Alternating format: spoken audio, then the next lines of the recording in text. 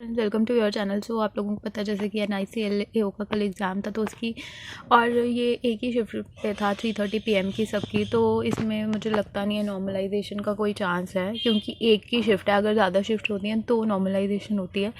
तो NICLAO का मेरा एग्ज़ाम था कल, तो उसकी एनालिसिस की बात करते हैं। इंग्लिश में एरर डिटेक्शन आए थे, ठीक है। फ्रेजेस वाले एक लैग आया था, ठीक है। और उसके बाद एक और आया था, मुझे वो अभी याद नहीं है, पैराजम्बल आया था जिसमें ना सीक्वेंस मुझे याद नहीं है। बस मुझे इतना याद है कि मैंने फर्स्ट वाला सी लिखा था, आई गेस सी था या सी था, और एंड वाला ए था। मतलब इतना मुझे याद है, बस उससे ज़्यादा याद नहीं है। तो ये सीक्वेंस है। और इसमें से ना मैंने पैराजम्बल में से एक क्वेश्चन छोड़ दिया था, क्योंकि ना मुझे बीच में सीक्वेंस में थोड़ा सा डाउट था, तो मैंने सोचा वो मैं छोड़ देती हूँ। आरसी था, आरसी सही था, आरसी में सब चीज़ें सही थी और इजी भी था पढ़ने में। और फिलअप्स थे, फिलअप बहुत इजी थे, जिसमें ना हमें दो ऑप्शंस मतलब कि बहुत सारे ऑप्शन दिए थे और 2 ब्लैंक्स भरने थे। वो इजी थे, मतलब कि इजीली समझ आ रहा था कि उसमें क्या फिल करना है। तो मतलब मुझे लगा कि ये मॉडरेट था, इंग्लिश भी मॉडरेट, मतलब कि इजी टू मॉडरेट में हम इसको कंसीडर कर सकते हैं। तो मेरे इसमें अटैम्प्ट हुए हैं 27। मैंने इसमें 3 छोड़ दिए हैं क्योंकि उसमें मुझे डाउट था, तो मैंने वो नहीं अटैम्प्ट किया है। उसके बाद बात करते हैं। और इंग्लिश जब एग्ज़ाम स्टार्ट हुआ ना, मुझे पता नहीं क्या हुआ, मेरी बैक पे एकदम से दर्द स्टार्ट हो गई वापस से। और उसकी वजह से मुझे लगता है कि मेरा थोड़ा टाइम भी जल्दी जा रहा था, पता नहीं क्या हुआ मुझे उस टाइम पे। तो आप अगर मतलब कि ये जो है मॉक से बहुत बेटर हो जाती है इंग्लिश, रीजनिंग, कॉन्स की बात करो। अगर आपको मॉक टेस्ट खरीदने हैं तो आप स्मार्ट कीड़ा का परचेज़ कर सकते हो। फेस्ट 23 करके कोड लगा के आप ये परचेज़ कर सकते हो। सेक्शनल भी मिलते हैं, test series and topic test भी मिलते हैं। तो ये बहुत अच्छी टेस्ट सीरीज़ है, आप इसको परचेज़ करो। और ये ईयरली प्लान रहता है, ठीक है। तो आगे बात करते हैं रीजनिंग की। रीजनिंग में बात करें तो पजल्स थे यार। रीजनिंग में क्या हुआ, फर्स्ट पजल था ना जो, उसमें ना मेरे को बहुत टाइम 4 मिनट मेरे चले गए और मेरे को इतना गुस्सा आया। मतलब कि उसमें ना मेरे को 2 बार बनाना पड़ा वो पजल, क्यों पता नहीं क्या हुआ, वो बना ही पहले बार में मुझसे बना ही नहीं, कुछ गलत ही हो गया था।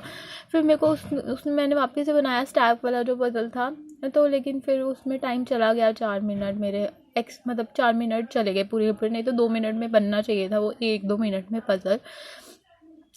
और मैं आपको बताती हूँ इसकी वजह से क्या हुआ। फिर सर्कुलर पजल था वो मैंने बनाया, अनसर्टेन पजल था वो मैंने बनाया, मिसलेनियस था वो मैंने किया, ठीक है। मतलब जो सब चीज़ें थी। फिर उसके बाद मिसलेनियस में बहुत सारे क्वेश्चंस थे वो मैंने किए। साइलॉग्स था, हाँ एक साइलॉग्स भी था, इनइक्वालिटी नहीं था, ठीक है। तो साइलॉग्स था उसमें, वो मैंने किया। बट एंड में ना एक फ्लैट फ्लोर वाला पजल था, आप लोगों को पता होगा, बट वो मैं नहीं कर पाई अटैम्प्ट, क्योंकि मैंने इसमें टाइम ज़्यादा लगा दिया था। उसकी वजह से मेरा टाइम इधर ख़त्म हो गया। और मैंने सुना है कि ये फ्लैट फ्लोर वाली पजल बहुत ईजी थी और मुझे इतना रिग्रेट हुआ ना बाद में, यार प्रिया क्या किया। बट चलो जो हो गया हो गया। इसमें मेरे टोटल अटैम्प्ट रहे हैं 30। रीजनिंग की बात करें तो अब आते हैं क्वांट्स पे। देखो क्वांट्स में ना इस पे मेरा ये रह गया ना, तो मुझे पता नहीं क्या हुआ। इसमें मेरे अर्थमेटिक में अटैम्प्ट कर रही थी। सबसे पहले ना हमारे मिक्सचर का क्वेश्चन आया एक, मैंने वो अटैम्प्ट किया। फिर उसके बाद ना टाइम एंड वर्क का मैंने वो छोड़ दिया, मैंने बोला चलो आगे देखती हूँ क्या क्या है। फिर मैंने किया DI, 2 DI थे। जो एक केसलर था वो मैंने नहीं बनाया, डिफरेंस वाली DI थी, इसमें से भी कुछ क्वेश्चन थे जो मैं नहीं कर पाई। एटलस वाली एक DI थी, उसमें से भी क्वेश्चन थे जो मैं नहीं कर पाई, 1-2।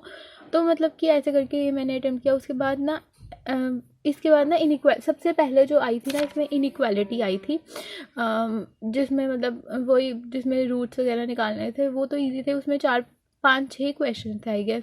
उसके बाद ना मैंने जब ये कर लिया ना तो टाइम कम ही बचा था, आई गेस 2-3 मिनट। जब ये सारा कर लिया मैंने, फिर अप्रॉक्स मैंने देखा, मुझे लगा कि नहीं होगा, बट एंड में था अप्रॉक्सीमेशन भी वहाँ पे। फिर मैंने उसके कुछ क्वेश्चन अटैम्प्ट किया, उसका एक क्वेश्चन मुझसे नहीं बना, अप्रॉक्स का भी पता नहीं क्या हुआ उस टाइम पे। तो ऐसे करके मेरे 21 अटैम्प्ट्स रहे हैं इसमें। तो टोटल मेरे अटैम्प्ट अगर मैं बात करूँ तो मेरे 78 अटैम्प्ट्स रहे हैं।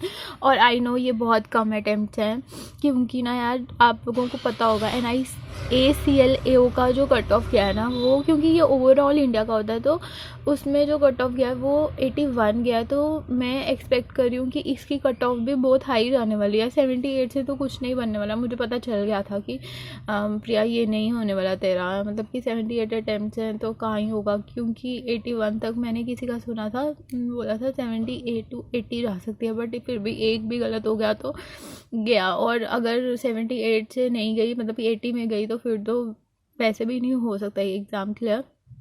सो लेट्स सी, जब रिज़ल्ट आएगा तभी पता चल सकता है वैसे कितनी कट ऑफ जाएगी, कितनी कट ऑफ नहीं जाएगी। तो आप बताना कि आपने कितने कितने अटैम्प्ट्स किए हैं NICLAO में, जो कल एग्ज़ाम था। So thank you for watching.